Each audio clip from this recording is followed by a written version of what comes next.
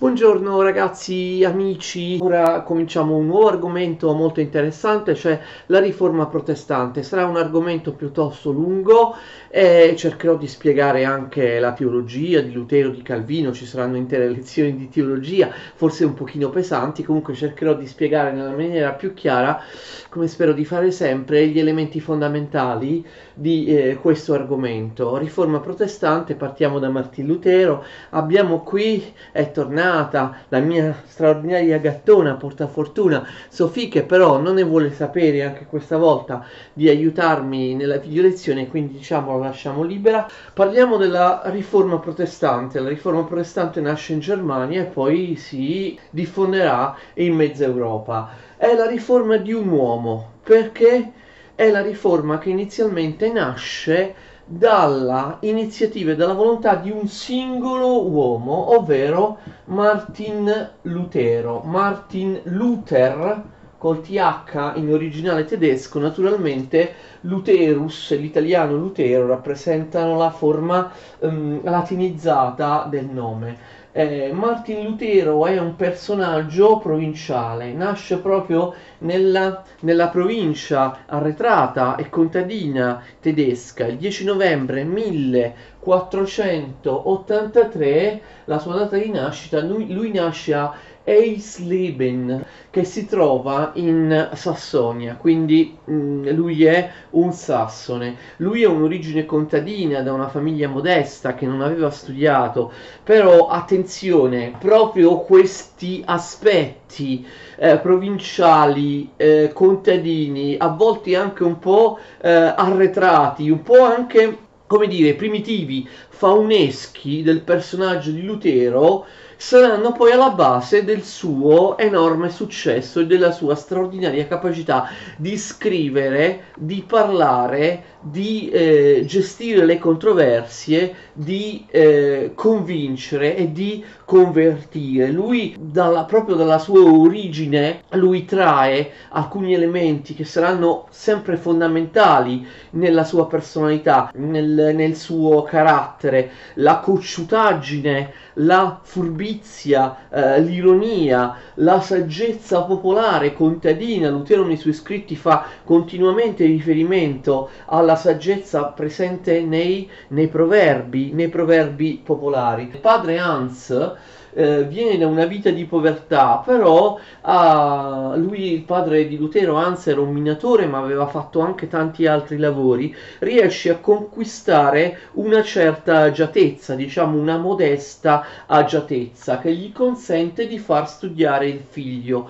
Come tanti altri padri che non hanno potuto studiare e che hanno dovuto per tutta la vita svolgere duri lavori manuali, l'orgoglio di Hans per il figlio Martin, che viene riconosciuto come un grande ingegno, come un bambino molto intelligente sin dalla sua primissima infanzia, è grande, e quindi il padre è orgoglioso di far studiare il figlio. Certamente l'ambiente familiare di Lutero, l'ambiente sociale da cui Lutero proviene, questo è stato sempre sottolineato, è un ambiente difficile. Il padre era molto manesco, lo puniva spesso molto duramente, però lui comunque amava molto il padre, era molto attaccato alla figura del padre. Però certo la vita del giovane Martin, del giovane Martino, non fu certo una vita tranquilla, e questo probabilmente ha giocato un ruolo molto forte nel tratteggiare alcune caratteristiche della sua vita adulta, la sua irrequietezza, i suoi drammi di coscienza, la sua irruenza. Il padre Hans manda il figlio Martin a studiare nelle migliori scuole, nelle città di Mansfeld, di Magdeburgo, di Eisenach, e in queste scuole Lutero studia ottimamente, trovando dei maestri molto preparati, impara molto bene il latino, ad esempio. Nel 1501 lui si iscrive all'Università di Erfurt, Quando si iscrive all'università di Erfurt, d'accordo, lui è un ragazzino, però aveva sviluppato già alcune caratteristiche che lo accompagneranno sempre, per esempio l'amore per la musica, oppure l'amore per la polemica, per le dispute dottrinarie, per la polemica serrata, gestita anche con molta ironia, con molto senso del sarcasmo. Erfurt era un'università importante, era un'università rinomata, i docenti, i magistri scolastici che insegnavano Erfurt, attenzione, non erano tanto tomisti quanto erano occamisti, cioè seguivano la via moderna, non la cosiddetta via antiqua, ma la via moderna, la via di Guglielmo di Occam e degli altri maestri di Oxford, che rappresentavano, l'abbiamo studiato anche nelle nostre video lezioni di filosofia medievale, che rappresentavano l'opposizione francescana alla scolastica domenicana di Tommaso d'Aquino o di Duns Scoto o di altri. Ha un'importanza il fatto che la prima formazione di Lutero sia stata antitomistica, ostile a Tommaso, sia stata una formazione di tipo occamistico, di tipo nominalistico. Secondo alcuni interpreti, sì, c'è da studiare l'importanza dell'occamismo sulla personalità di Lutero. Lui trova due maestri, appunto, che seguono la via moderna, due occamisti, come Trutvetter e Arnoldi, che erano veramente persone di grande livello, e gli fecero studiare appunto la scolastica secondo la loro prospettiva, cioè secondo la via moderna, secondo la prospettiva occamistica. Nel 1505 Lutero ottiene il titolo di Magister Artium. Lui si volge allo studio del diritto, anche perché questo era il desiderio del padre, però poi quasi all'improvviso decide di diventare monaco agostiniano, sempre a Erfurt. Se lui ha avuto una lunga crisi interiore, certo il padre non lo sapeva, non ne venne a conoscenza. Fu un'amara sorpresa per Hans venire a sapere che suo figlio non sarebbe diventato un giurista, un avvocato, bensì un uomo di fede. Lutero diventa monaco all'interno degli agostiniani, monaco all'interno dell'ordine agostiniano mendicante. Martin pronuncia il voto monastico nel 1506, attenzione, e nel 1507 viene ordinato sacerdote. Dopo pochi mesi lui officia la sua prima messa. Abbiamo dai suoi scritti la testimonianza dell'ansia, come dire, dell'ansia da prestazione per la sua prima messa. Lutero poi riprende gli studi, attenzione, all'università di Wittenberg, un'altra università importante, e poi inizia ad insegnare a Wittenberg come docente. Poi ritorna a Erfurt, inizia a insegnare anche a Erfurt. Nel novembre del 1910 lui fa un viaggio a Roma. Lutero viaggiò pochissimo, il suo viaggio a Roma è l'unico spostamento al di fuori della Germania. Come vedremo, lui si spostò in Germania per motivi legati alla riforma, per motivi legati alla sua predicazione. Andò ad Augusta, andò a Worms o in altre città tedesche, però in realtà non viaggiò mai molto. Questo è l'unico viaggio, insomma, al di fuori della Germania. Nel 1910 Lutero va a Roma per perorare una causa del suo ordine.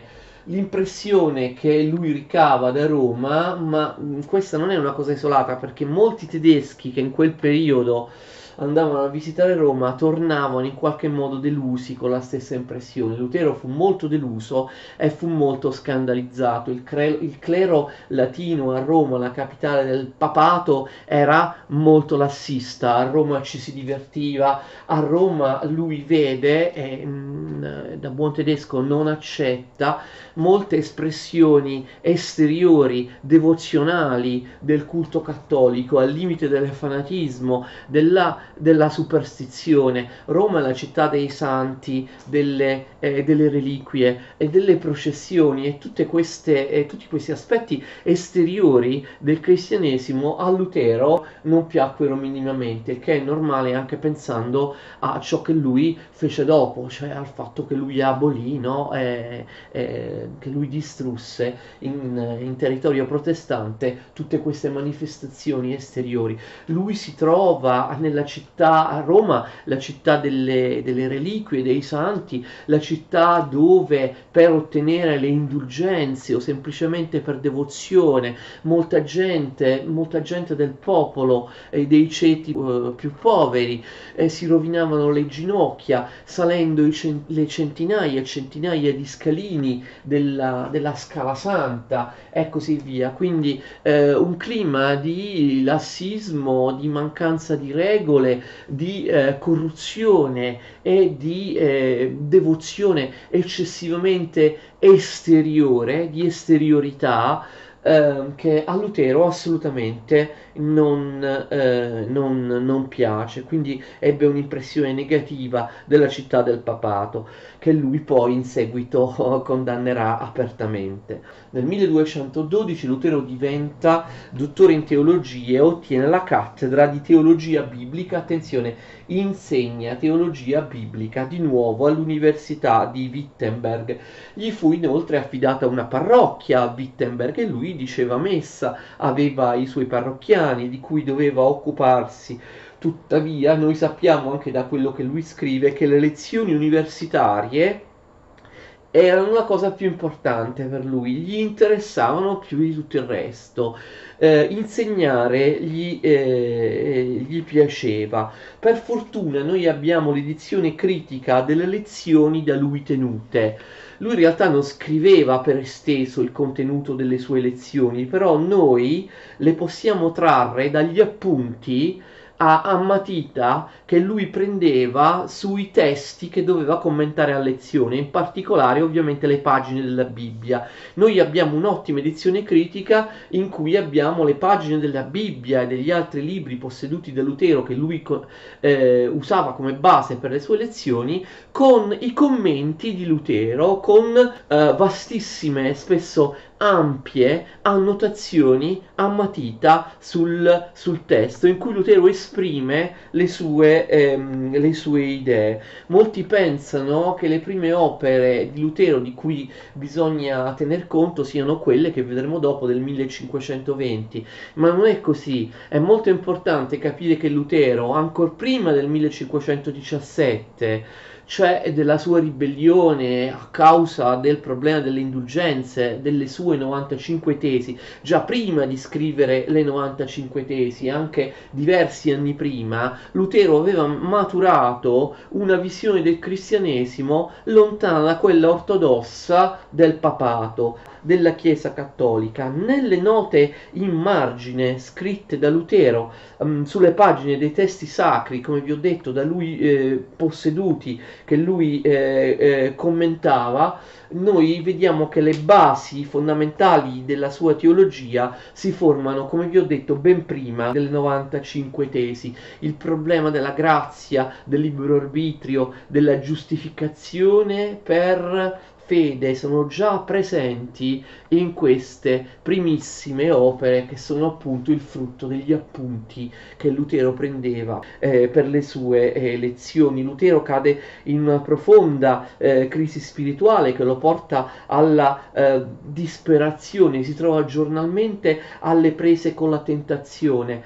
Alcuni temi che poi verranno sviluppati molto tempo dopo sono già presenti. Il tema della giustizia di Dio, il problema che Lutero si pone: com'è possibile che Dio abbia creato gli uomini con una tale tendenza al peccato, con una tendenza al peccato così forte che Dio dovrebbe in realtà mandarli tutti alla dannazione. Com'è possibile che Dio abbia creato uomini che non possono essere santi, che sono continuamente peccatori, e come fa Dio a a salvarli. Appunto Lutero pone le basi della propria teologia. Dio salva non per le opere che gli uomini possono esprimere, non per i meriti che gli uomini affossati dal peccato originale non possono dimostrare a Dio,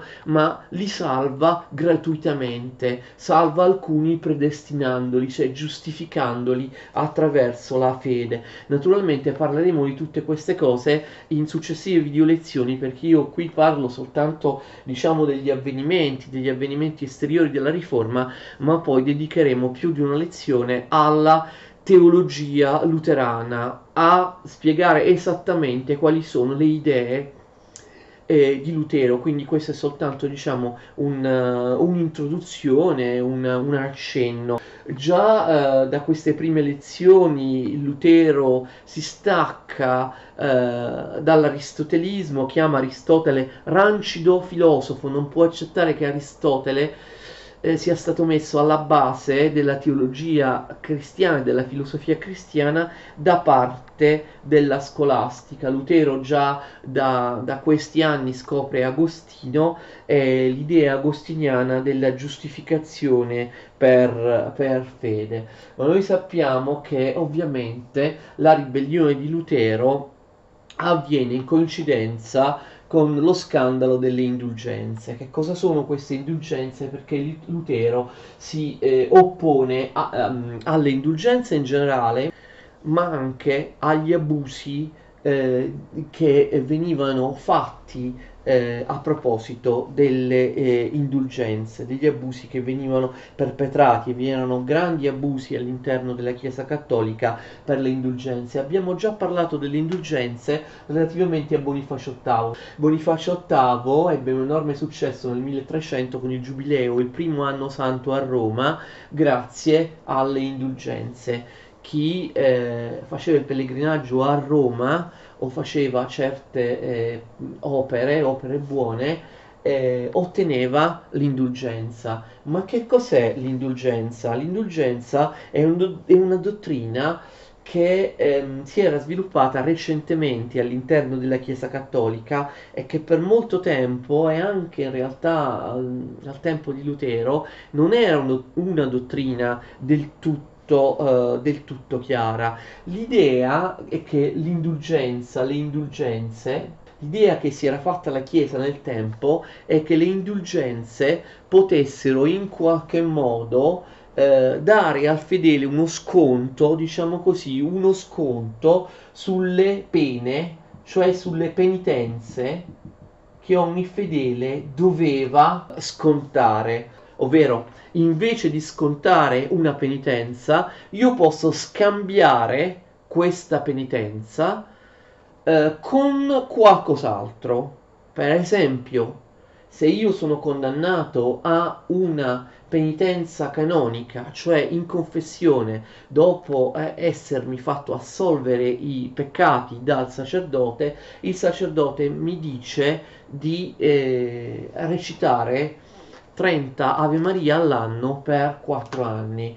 Questa è una penitenza. Io posso ottenere uno sconto su questa penitenza, evitare di per tanto tempo di pronunciare tutte queste Ave Marie ogni giorno, oppure esserne esentato completamente. Capite? Se io scambio questa penitenza con qualcos'altro di meritevole che fa in modo da togliermi o darmi uno sconto sulla penitenza. Per esempio, abbiamo visto nel 1300 io faccio un pellegrinaggio a Roma in occasione di un anno santo, una penitenza, le penitenze, una parte delle mie penitenze mi vengono, per così dire, abbonate, d'accordo? Mi vengono tolte, mi vengono condonate. Questa è l'idea fondamentale dell'indulgenza. L'indulgenza mi dà uno sconto di pena o un'eliminazione totale delle penitenze, ma attenzione, soltanto delle penitenze, cioè le indulgenze possono levare o attenuare le pene, ok? La pena, ma non la colpa, cioè il peccato. Questa è una cosa fondamentale. Che cosa significa? Significa che io commetto dei peccati, come tutti i cristiani commettono dei peccati. Ok, questi peccati, attenzione, non possono essermi tolti o tolti anche in parte dalle indulgenze, perché si tratta di colpe, si tratta della colpa, del peccato, non della pena, d'accordo? E quindi che cosa significa? Significa che per lavare la colpa, cioè per assolvere il peccato, è necessario il sacramento della confessione. Quello che l'indulgenza mi può togliere non è la colpa, cioè il peccato, che devo per forza togliere attraverso l'assoluzione all'interno del sacramento della confessione, ma la successiva pena, cioè la penitenza, che è di due tipi, una penitenza canonica e una penitenza divina. Che cosa significa? Ve l'ho già accennato prima. Io mi faccio assolvere dal mio peccato perché in confessione mi pento e assumo anche un atteggiamento di contrizione, cioè, secondo la dottrina cattolica, di disposizione a non ripetere il peccato che mi è stato assolto. Tuttavia, siccome ho peccato, magari possono essere anche peccati mortali, e sono stato assolto, ok, il peccato mi viene completamente eradicato, mi viene completamente eliminato, però io comunque devo subire una pena, una penitenza, che è la penitenza canonica, cioè la penitenza canonica è quella che mi viene assegnata, come ho detto, dal confessore. Io ho lavato il mio peccato, sono stato assolto, però comunque dovrò, non lo so, pronunciare 30 Ave Maria per i prossimi 4 anni. Qualcuno di voi che non è miscredente, è cattolico, va a confessarsi, no, per far assolvere i propri peccati, sa che spesso le penitenze che alla fine della confessione il sacerdote vi assegna sono penitenze piuttosto lievi, per esempio pregare o così via. Però attenzione che nei secoli passati, anche all'epoca di Lutero, spesso le penitenze che il prete affibbiava alla fine della confessione erano durissime. Per esempio ti diceva obbligatoriamente di fare un certo numero di pellegrinaggi a Roma o altrove, ma tantissime altre cose. Per esempio ti costringeva a non fare sesso per tua moglie per 2 anni. Non sto scherzando, cioè le penitenze potevano essere anche molto molto dure, non soltanto delle preghiere, e impegnare molto il tempo, l'energia e i soldi del peccatore che veniva assolto. E quindi c'è la penitenza canonica, quella che ti viene data dal confessore. Però attenzione, c'è anche la penitenza divina, che significa non soltanto il confessore, il sacerdote, alla fine della della confessione ti attribuisce delle penitenze, ma anche Dio. Tu non sai quali saranno le penitenze che ti attribuisce Dio. Però attenzione, quali sono le penitenze che ti attribuisce Dio? Le penitenze che ti attribuisce Dio sono un certo numero di anni, di mesi o di secoli da passare in purgatorio. Le indulgenze sono strettamente legate al purgatorio. Purgatorio che nei primi secoli del cristianesimo non era affatto qualcosa che a cui i cristiani credevano. Il purgatorio fu introdotto soltanto nel XII-XIII secolo, cioè non molto tempo prima del periodo in cui stiamo parlando. Lo stesso Tommaso d'Aquino nel 200 è piuttosto in difficoltà riguardo al purgatorio, a cosa pensare del purgatorio, perché è qualcosa che è stato accettato dalla Chiesa Cattolica da poco. Dante accetta il purgatorio, infatti voi sapete che a scuola si studiano le tre cantiche, non solo l'inferno e il paradiso, ma in mezzo c'è il purgatorio. Però anche Dante lo accetta perché lo accetta il suo maestro Tommaso d'Aquino, ma il purgatorio era un'innovazione molto molto recente. E molti interpreti studiosi, sospettosi e non certo indulgenti con con i papi o con il cattolicesimo, hanno addirittura accusato la Chiesa Cattolica di aver inventato il purgatorio per poter rilasciare le indulgenze, per poter concedere le indulgenze, perché effettivamente le indulgenze senza il purgatorio non hanno molto senso. Quindi le indulgenze che cosa sono? Le indulgenze sono uno sconto di pena sugli anni che tu devi trascorrere in purgatorio, d'accordo? Dio ti dà determinati anni nel purgatorio, però in realtà anche la penitenza canonica, lo so che può essere difficile da capire, ti dà alcuni anni nel purgatorio, cioè il prete alla fine della confessione ti dice recita come penitenza. Penitenza viene anche chiamata pena accessoria, cioè la pena finale dopo la confessione. Il prete ti dice, il sacerdote ti dice di recitare 30 Ave Maria per 4 anni, ok? Questa, attenzione, penitenza canonica, quello che ti dice di fare, la penitenza segnata dal confessore, si trasforma in tot anni di purgatorio. Lo so che può sembrare strano. Allora, in purgatorio si assommano determinati anni che tu devi passare prima di andare in paradiso. Alcuni di questi anni derivano dalla penitenza divina, mentre altri di questi anni in purgatorio derivano dalla penitenza canonica, cioè dalla pena accessoria. Cosa fanno le indulgenze? Possono darti uno sconto di pena degli anni da passare in purgatorio, uno sconto di pena che può essere anche totale. Sapete cos'è l'indulgenza plenaria? Ti toglie tutti gli anni che tu devi passare in purgatorio. E tuttavia, appunto, le indulgenze possono fare solo questo. Attenzione, le indulgenze non possono toglierti la colpa, cioè il peccato. Cioè tu non puoi utilizzare le indulgenze al posto della confessione. Hai peccato, devi andare a confessarti e a far assolvere il tuo peccato in confessione. Poi avrai sia da Dio sia dal confessore una serie di penitenze, ok? Che si trasformano in un tot anni da passare in purgatorio. Le indulgenze, se fai un pellegrinaggio o delle azioni buone o altre cose, ti levano una parte o ti levano tutti gli anni, tutto il tempo che tu devi passare in purgatorio. Però attenzione, soltanto gli anni da passare in purgatorio a cui ti ha condannato la penitenza canonica del prete che ti ha confessato. L'indulgenza non può in alcun modo toglierti gli anni di purgatorio che ti ha attribuito Dio. Spero che sia chiaro. C'è una differenza tra pena canonica in purgatorio e pena divina. La pena canonica sono gli anni di purgatorio che tu devi passare in seguito alle Ave Maria, alle penitenze che ti ha dato il confessore alla fine confessione. Invece la penitenza divina appunto è Dio che decide quanti altri anni in confessione, in purgatorio tu debba passare per i tuoi peccati anche se li hai confessati, ok?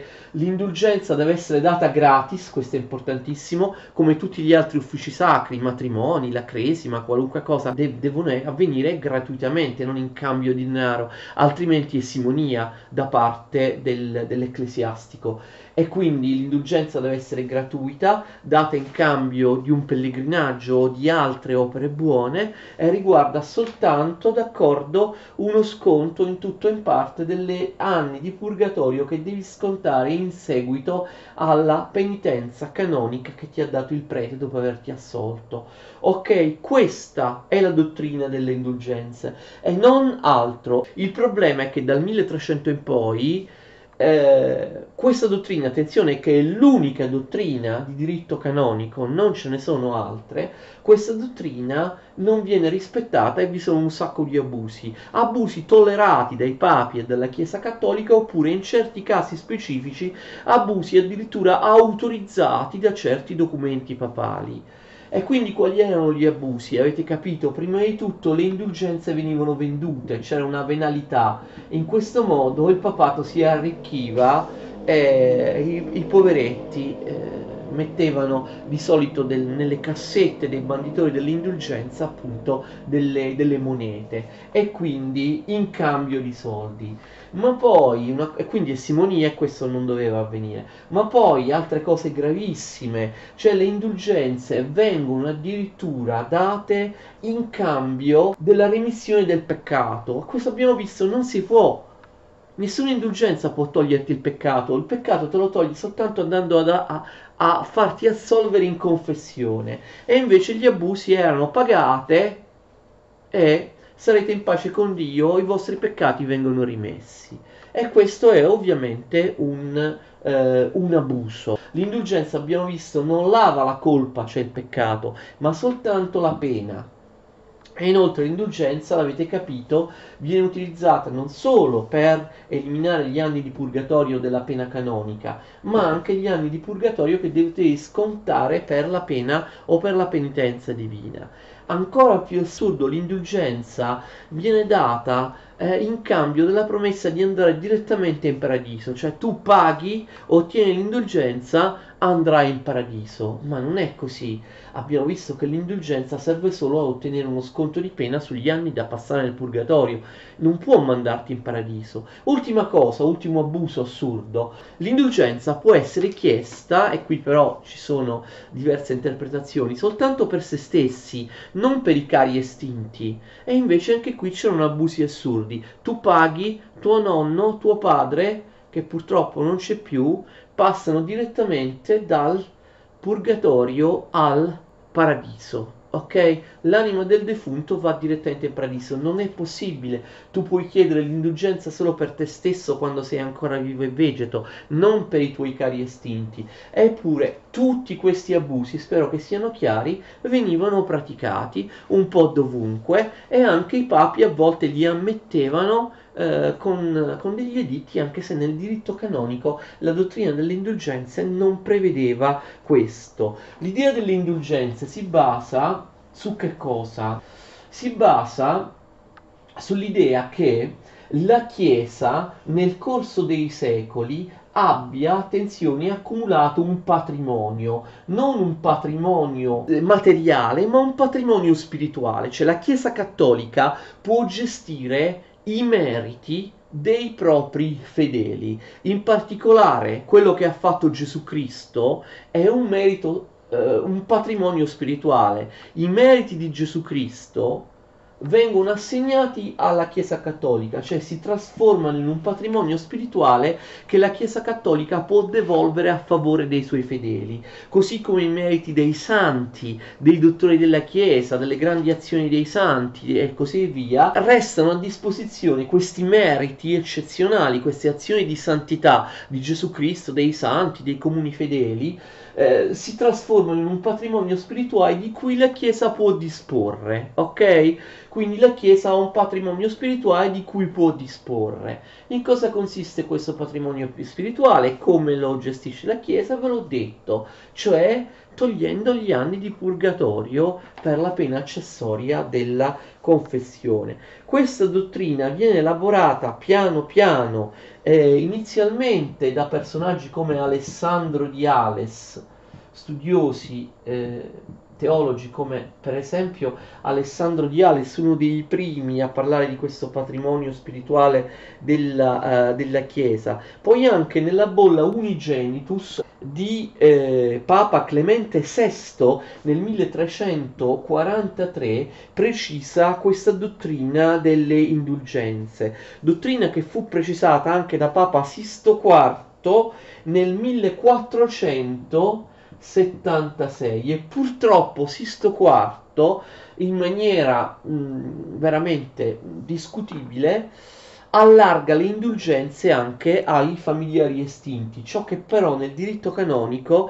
cioè nella legge ufficiale della Chiesa, comunque non esiste. E quindi ovviamente Lutero non era il primo a protestare contro le indulgenze o gli abusi delle indulgenze. Ricordate che anche Dante l'aveva fatto, aveva schiaffato, aveva messo, aveva condannato, ve lo ricordate, Bonifacio VIII all'inferno, perché Bonifacio VIII approfittava delle indulgenze vendendole, appunto arricchendosi. Le indulgenze erano diventate essenziali per la Chiesa cattolica, soprattutto in un periodo, quello umanistico rinascimentale, in cui la Chiesa cattolica aveva aperto enormi cantieri per costruire straordinarie chiese, no? Palazzi a Roma, doveva pagare straordinari artisti e quindi ci si era un po' abituati. stati.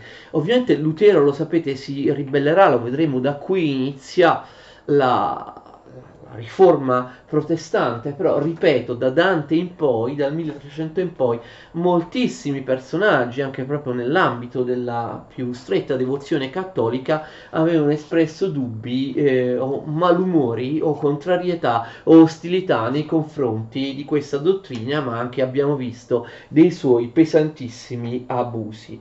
Ciò che fa scoppiare la riforma protestante, la rivolta di Lutero, è la cosiddetta indulgenza tedesca, detta anche grande indulgenza tedesca. Che succede? Siamo in un clima di simonie in cui accaparrarsi titoli e benefici ecclesiastici significa avere potere, avere soldi, avere privilegi feudali e così via. I vescovadi erano una grandissima fonte di reddito e i vescovi erano sempre degli aristocratici.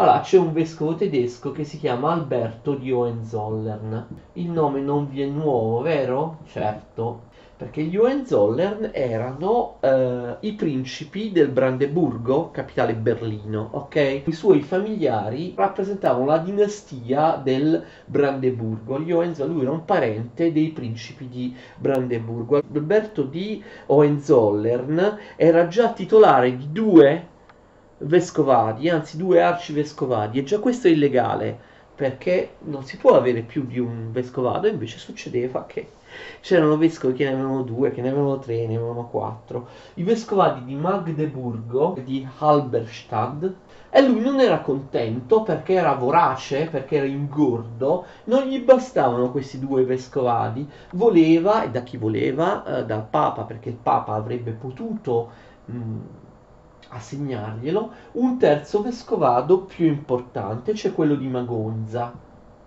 Perché il vescovado di Magonza, o meglio l'arcivescovo di Magonza, era più importante di quello di Brandeburgo e di quello di Halberstadt?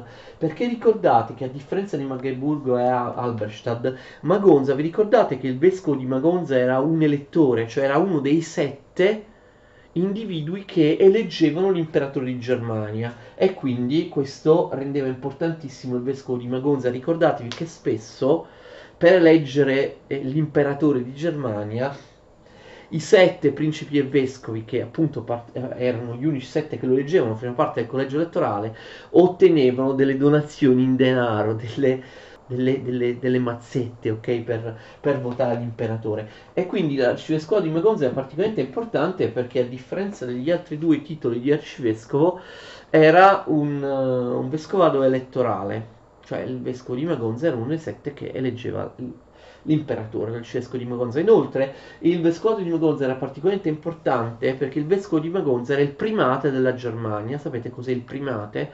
È il vescovo che è a capo di tutti gli altri vescovi della Germania, quindi il capo, in qualche modo si dice primate, della chiesa tedesca. A chi lo chiede Alberto di Hohenzollern, il vescovato di Magonza? Papa Leone X, di cui abbiamo già parlato, un papa Medici, uno dei papi più corrotti del Rinascimento. Andate a vedere le mie lezioni sui papi del Rinascimento, sulle guerre del Rinascimento italiano. Leone X era un papa che faceva tutto per soldi, cioè tu potevi ottenere qualunque cosa in cambio di soldi, ok? Pagavi anche per avere una dispensa, per avere un permesso, per esempio per sposarsi tra cugini ci voleva un permesso particolare della Chiesa e tu lo ottenevi come pagandolo. Per divorziare, per annullare un matrimonio dovevi pagare, cioè qualunque cosa aveva proprio un tariffario, d'accordo? Leone X permette a sovrani stranieri di invadere l'Italia, ne abbiamo parlato nelle lezioni sulle guerre del Rinascimento, basta che lo paghino. Quindi non aveva, ricordate, dei vizi così manifesti, delle perversioni come altri papi, come per esempio Papa Borgia, Alessandro VI. Lui era una persona serafica, molto molto grasso, silenzioso quando camminava, lo chiamavano il gatto persiano nell'Edesio, però aveva una spasmodica voglia di denaro, e qualunque cosa poteva essere ottenuta, anche se illegale, anche se simoniaca, lui pagandolo ti dava tutto. E allora Leone X cosa dice Alberto di Hohenzollern? Tu vuoi il terzo vescovado, vuoi l'importantissimo vescovado di Magonza, d'accordo, io te lo do, ma tu mi devi dare 10.000 monete d'oro. 10.000 monete d'oro era una somma enorme e il povero si fa per dire. Alberto di Hohenzollern dice va bene, io ti do 10.000 monete d'oro, però in realtà non ce le ho. Come faccio? Le devo chiedere in prestito. E infatti lui le ottiene in prestito da uno dei grandi banchieri europei, ok, della famiglia Fugger. Abbiamo parlato ampiamente in altre lezioni di questa grande famiglia di banchieri del sud della Germania. Jacob Fugger presta ad Alberto di Hohenzollern 10.000 monete d'oro che lui dà al Papa e il Papa in cambio gli attribuisce l'arcivescovado di Magonza. Ora però Alberto di Hohenzollern ragiona con il Papa, con Papa Leone X, dice come faccio io ad avere indietro queste 10.000 monete d'oro per restituirle a Jacob Fugger che me le ha prestate. Allora chiede al Papa di poter indire, attenzione, a suo beneficio naturalmente, gli introiti sarebbero andati in lui, una grande indulgenza tedesca, un'indulgenza su un territorio più vasto e in un periodo più lungo delle consuete indulgenze, che viene chiamata indulgenza tedesca o grande indulgenza tedesca, che comincia nel 1517, pensate, su tutto il territorio della Germania e sarebbe durata ben 3 anni. I banditori delle indulgenze, abbiamo visto, promettendo cose che spesso erano abusive, avrebbero ottenuto tantissime monete, anche monetine, anche dai contadini più poveri e così via, e quindi sarebbe stata la Germania a pagare queste 10.000 monete d'oro. Però attenzione, Leone X non era contento, lui voleva metà degli introiti delle indulgenze, capite? Dice ad Alberto di Hohenzollern facciamo a mezzo. E il Papa Leone X non solo si era fatto dare 10.000 monete d'oro per dare in cambio il vescovado di Magonza ad Alberto, ma lo autorizza a indire un'indulgenza per recuperare queste 10.000 monete d'oro da restituire al banchiere Fugger. Però il Papa dice però io voglio metà degli introiti dell'indulgenza. Già si è preso 10.000 monete d'oro, ma capite? Non è soddisfatto, ingordo, vuole anche che gli introiti dell'indulgenza, capite, si facciano a mezzo tra lui il Papa e Alberto di Hohenzollern. Alberto di Hohenzollern avrebbe preso il 50% degli introiti dell'indulgenza, tra cui le 10.000 monete d'oro da restituire, il Papa avrebbe preso l'altro 50%. Tra l'altro questa indulgenza era molto importante per Leone X, il Papa, perché aveva bisogno di tantissimi soldi. Perché stava costruendo San Pietro e il cantiere di San Pietro, gli esperti di storia dell'arte tra voi lo sanno, venne modificato diverse volte e il cantiere di San Pietro andava avanti da decenni divorando milioni e milioni e ancora la Basilica di San Pietro non era stata realizzata, d'accordo? E quindi chi avrebbe pagato per edificare, attenzione, la Basilica di San Pietro? I tedeschi, dando i soldi per ottenere anche in maniera illecita le indulgenze. Questa indulgenza ovviamente scandalizza Martin Lutero, perché i banditori delle indulgenze, così si chiamavano, spesso erano dei personaggi rozzi, arrivano nei pressi di Wittenberg in Sassonia, dove Lutero si trova, come sapete. Allora, in particolare nelle vicinanze di Wittenberg agiva un banditore di indulgenze veramente rozzo e spregiudicato che si chiamava Johann Zetzel. Johann Zetzel, che cosa faceva questo Zetzel? Appunto vendeva le indulgenze con tutti gli abusi del caso e quindi andava in giro lui e i suoi aiutanti, i suoi scagnozzi, spesso andavano in giro a dorso di cavallo, di asino, di mulo, con delle vere e proprie cassettine, anzi molto grandi, con delle fessure dove i poveri contadini mettevano la monetina per le indulgenze. E Zetzel, come altri, diceva che abbiamo visto, a parte che le indulgenze venivano vendute in base a un tariffario, e questo abbiamo visto già un abuso, Zetzel vendeva le indulgenze dando alle indulgenze un valore che abbiamo visto non potevano avere. Zetzel diceva, come altri predicatori di questa scandalosa indulgenza, che pagando non si aveva solo uno sconto di pena sugli anni del purgatorio, ve le ricordate? Si poteva lavare il peccato, cioè al posto della confessione il peccato poteva essere assolto pagando.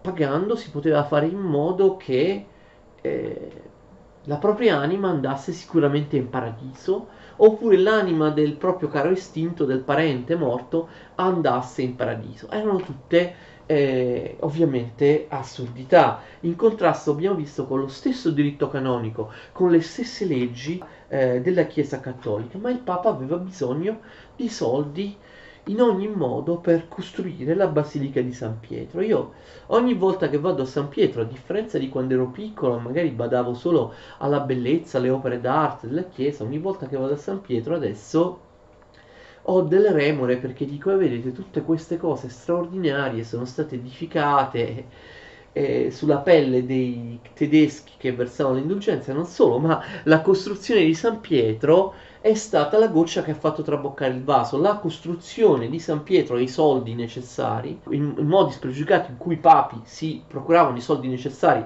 per costruire San Pietro, è stata la causa della riforma protestante, della rivolta di Lutero, e quindi la Basilica di San Pietro è stata in fondo la causa del fatto che poi il papato, la regione cattolica, abbia perso mezza Europa con la riforma protestante. E quindi la riforma inizia nel 1517. Pensate che Zetzel e altri predicatori nei confronti dei poveri contadini recitavano un paio di versi rimati, in italiano non fanno rima ma in tedesco sì, che sono rimasti ben noti. Vediamo se riesco a pronunciarli in tedesco, li ho scritti, i due versi che venivano urlati dappertutto, no? Da questi banditori di indulgenze.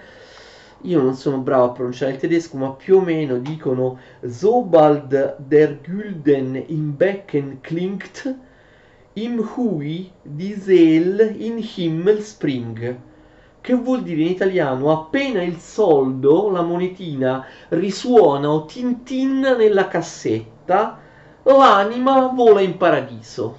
Capite il significato di questi versi? Appena il soldino tintinna nella cassettina, l'anima vola in paradiso. Ma questo è un abuso. Non si può andare in paradiso senza essersi fatti confessare i propri peccati. Non si può andare in paradiso pagando, perché l'indulgenza ti dà solo uno sconto su qualche anno in cui dovrai stare in purgatorio, non ti manda direttamente in paradiso.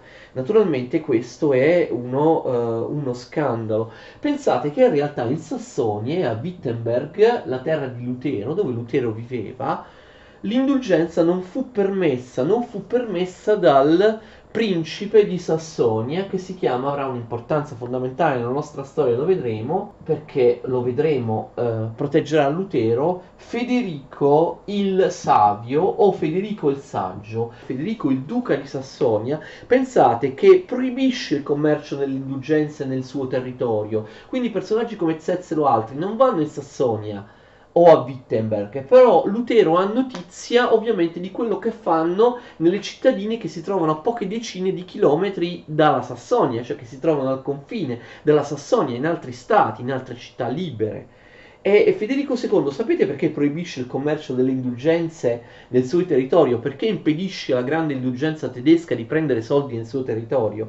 Perché lui, Federico il Savio duca di Sassonia, aveva da poco fatto abbellire la cattedrale di Wittenberg, una grande chiesa di Wittenberg, abbellita insieme all'annesso castello, perché la cattedrale era comunicante con il castello, abbellito da artisti quali Dürer o Cranach, grandissimi artisti della riforma, che saranno poi artisti della riforma protestante, Dürer o Cranach il vecchio, e aveva reso questa chiesa di Wittenberg e questo castello annesso dei grandi esempi di gotico fiorito. Pensate che all'interno della chiesa pensate, è incredibile, Federico di Sassonia aveva collezionato più di 17.000 reliquie, non sto scherzando, più di 17.000 reliquie. La chiesa di Wittenberg non era più tanto una chiesa quanto un museo. La visita, pensate a tutte queste reliquie, forniva al fedele un accumulo di indulgenze pari a 100.000 anni di purgatorio.